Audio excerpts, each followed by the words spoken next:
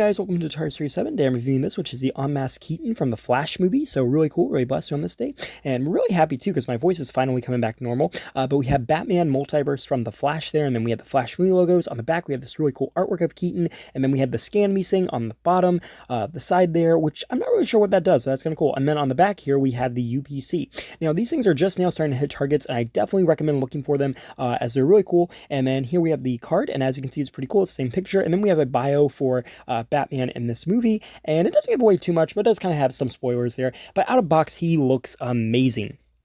I love the way they did it. You get some really cool accessories too. You get the classic 89 Batarang, but for whatever reason, it's silver in this movie. So I don't know if that's going to be what they're going with in the movie or if they just painted them silver, but all of his weapons are silver. And I believe in the original film, they were black with silver on the tips. The Batarangs were released, but I don't know. But here we have the grapple gun, and it's molded very well. Like I said, it looks a lot like the Batarang from the original movies, but it's just painted silver. I don't know if it was just cheaper to do that or if they're actually going to be silver. Either way, we'll see. But he looks great, and they have done a really good job on this action figure as a whole.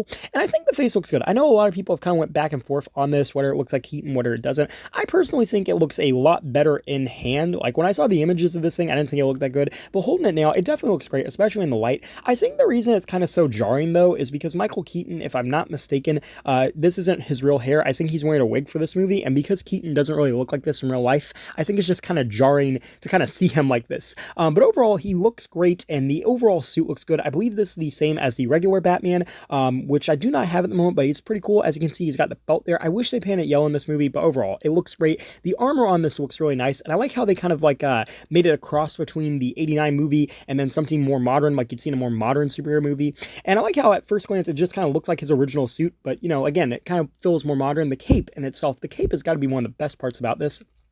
As you can see, it's cloth cape.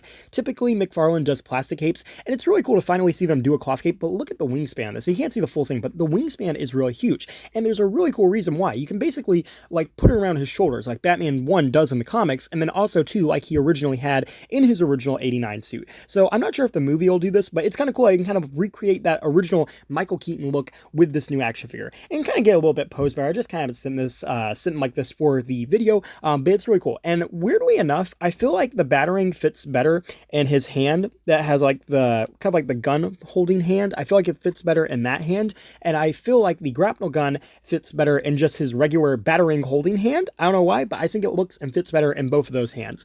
But yeah.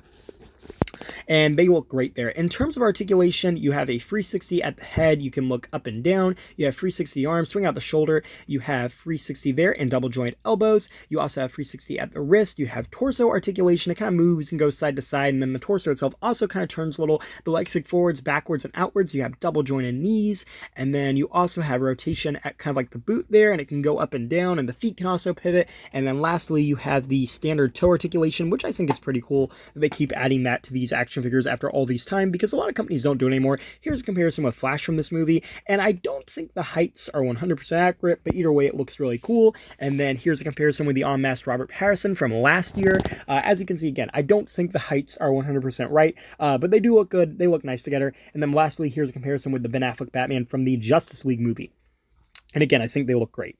So overall, I was really happy to find this. Again, there's been kind of debates whether it looks like them or not, but I think it does. I think they did a pretty good job. I really love the accessories, and I think this is overall a really great Batman.